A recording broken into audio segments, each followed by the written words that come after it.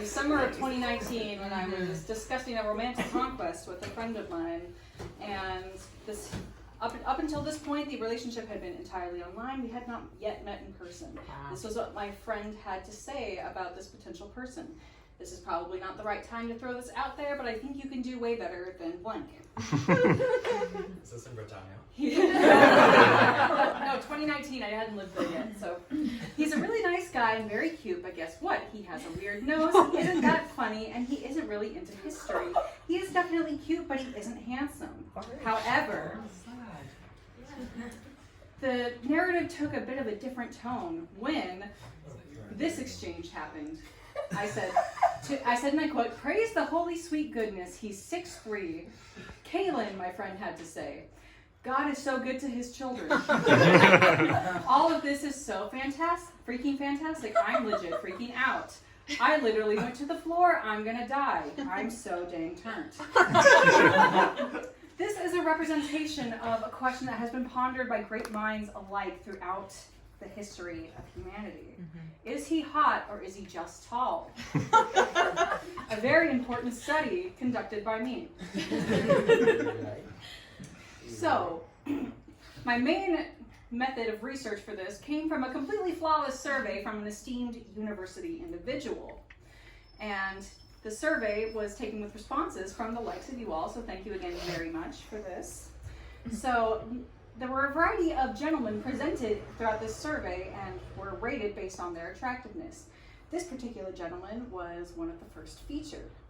Of the people that took this survey, a whopping 73.9% said that they did not find this particular gentleman attractive.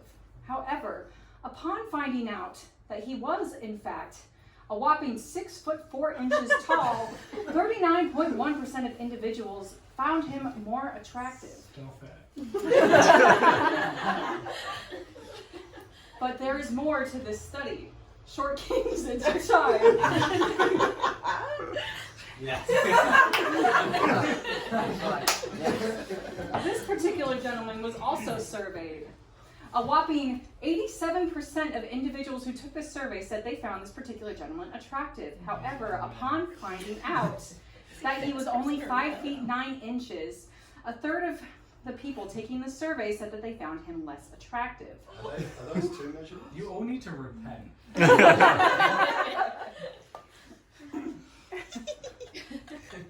Did you say he's less attractive? However, throughout this survey, there was a factor that was deemed... Oh, excuse me, wrong slide. So, from the responses of the survey, we have various reasonings behind wanting somebody who is a taller partner. The main three being the pressures of society, protection, and basketball. And various other minor factors, including big spoon energy, bound of logic, mountain, creek, chin, giant, athletes, tippy toe. However, scientists have discovered that there is, in fact, an exception to this rule behind looking for a taller partner. A gentleman who is out of the bounds of the average desired height for a woman may, in fact, find success in finding a mate if he has what is called the drip factor.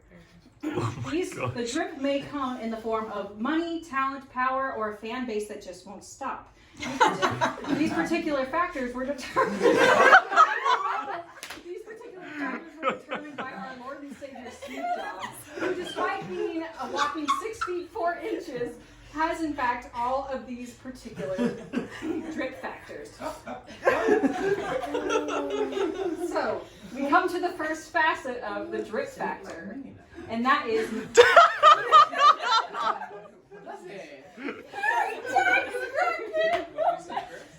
One particular survey taker said that their minimum height for a gentleman would be 5'5", saying that he needs to at least be taller than herself, but she would be willing to make an exception for personality or tax bracket. For the example of money, we have Mark Zuckerberg and Jack Ma, two very prolific billionaires. Mark Zuckerberg clocks in at around 5'7", while Jack Ma is about 4 feet 10 inches. However, money can do creative things to the feelings of romance. For instance, money A variety of luxuries. For instance, forever get guac on your burrito, never think twice about the price. Then attraction becomes a lesser factor in this particular because you can't see your ugly lizard spouse over the stacks of money.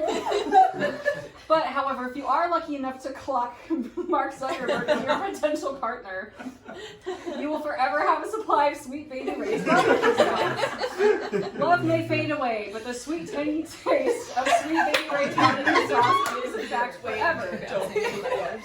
The next factor in the drip factor is talent. Here we have Bruno Mars and Prince. Bruno Mars clocks in at 5 feet 5 inches, while Prince is 5'2". No way. To quote my fundamentals of history professor, he said, and I quote, "It's just so much fun to watch that little man dance like that." And if Prince is good enough for Don Amigo on Parks and Rec, he's therefore good enough for all of us. Next we have power, and these particular examples we have Napoleon and Nicholas II. Let me have this. I love Nicholas II. This is a fact that is known to all. He clocked in at about 5 feet 7 inches. Nicholas II was at most 5'7", but most historians agree 5'6".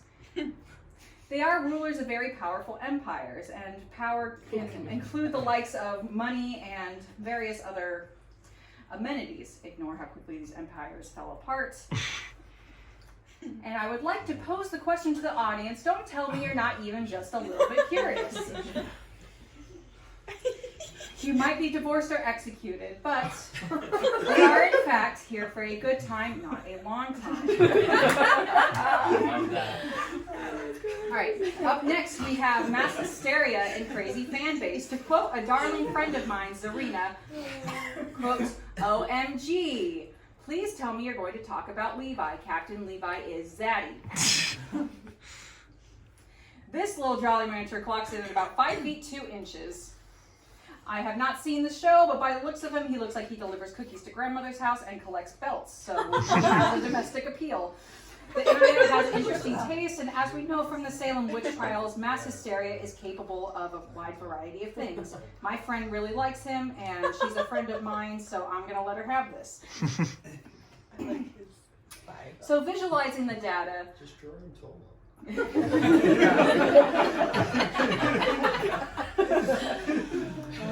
The data compiled from this survey showed that, as we see along this axis, we have the height of the surveyor and the preferred height of the survey taker. That's a good graph. I made this because my internship does not pay me. And no one checks in on what I do in my time here. So the average preferred height around the survey takers was around 6 foot. The minimum height preferred for a mate was about 5 feet 5 inches. Beyond that, we determined that a motherly instinct kicks in when a gentleman is too short. The only thing this particular man can expect from a woman he is pursuing is a coloring book, a juice box, and perhaps a sweater on chilly occasions. The maximum height preferred by the survey participants was about 6 feet 7. Beyond that point, aside from one individual who was very persistent that the limit did not exist, anyone beyond this height would require ceiling fans to be uninstalled from the premises. And as we know, we are all very busy individuals. This is just too much time to have to hire people to take care of this. It's easier just to find somebody who's a bit shorter. But if you are willing to, like this particular individual, go beyond those premises, may you be blessed with very tall ceilings and perhaps no ceiling fans. Now, the question, but for why, for all of this, our survey participants had this to say about why they would prefer a taller gentleman. Because I am basic and need protection in spite of my feminist facade. Big spoon energy. Evolutionary instinct toward perceived athleticism, question mark? Absolutely, yes, I want to Dan Kitzel. I didn't put that, but whoever did, thank you. It's something I wouldn't say. easier to find in a crowd. yes, I want my children to be good at basketball. Or one particular individual who had no preference and said, I don't care, I'm too desperate. In conclusion, he's probably just tall, not hot. Sorry, short kings. Questions? Too bad, I will take none. Yeah!